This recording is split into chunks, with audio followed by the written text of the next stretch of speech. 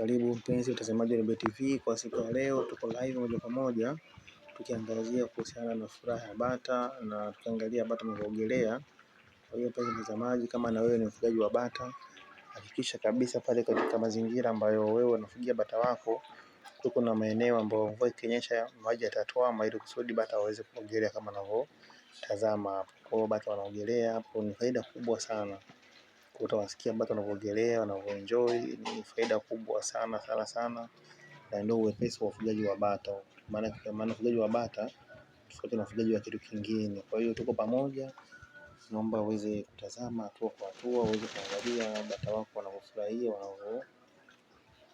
wanavyoenjoy kwenye kuogelea. Maana kuna faida mbalimbali ya bata wakiwa wanafanya kitu kama hicho, na miongoni mwa faida hiyo ina maana bata wanakuwa wanatoa vumbi mbalimbali wanapoanza kwenye mfumo wa hewa, ili kuwalinda wao wasije wakapata ugonjwa wa mafua. Kama kwenye clip na video zetu mbalimbali ambazo tumeweza kuzungumzia kuhusiana na magonjwa ya bata. Kwa hiyo bata wanaathiriwa sana na magonjwa ya mfumo wa hewa. Kwa hiyo wanapokuwa wanapata muda kama huu, muda wa mvua kama huu, wanaogelea kama hivyo, usiwafukuze, waache waendelee kuogelea. Ina maana wanajisafisha katika kwa na mfumo wa hewa. Hebu tuwasikilize kidogo tuone wanavyoenjoy.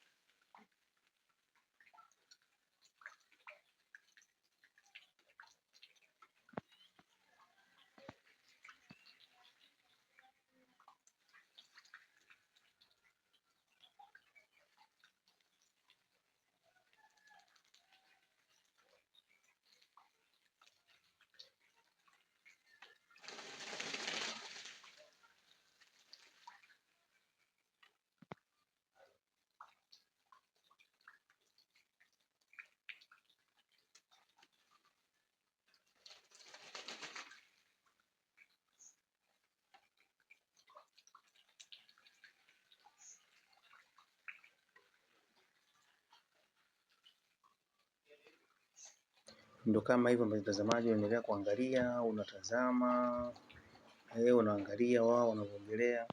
Kwa hiyo kuna mambo mengi kujifunza hapo. Unaona kama wanavyoruka, anaruka na mwingine anaruka. Kwa hiyo ni michezo mbalimbali ambayo bata wanacheza na enjoy, na wanapenda mfumo wa maji kama hivi. Kwa hiyo wanaruka, wanacheza, wanaruka. Kwa hiyo ni hali ya kawaida kwa upande wa bata. Kwa hiyo jitahidi sana mfugaji uweke maeneo ambayo bata wataweza kuogelea kama hivi. Au muda wa mvua ikinyesha maji yatome kidogo, walau wao waendelee kuogelea kama hivi. Hebu wasikilize kidogo.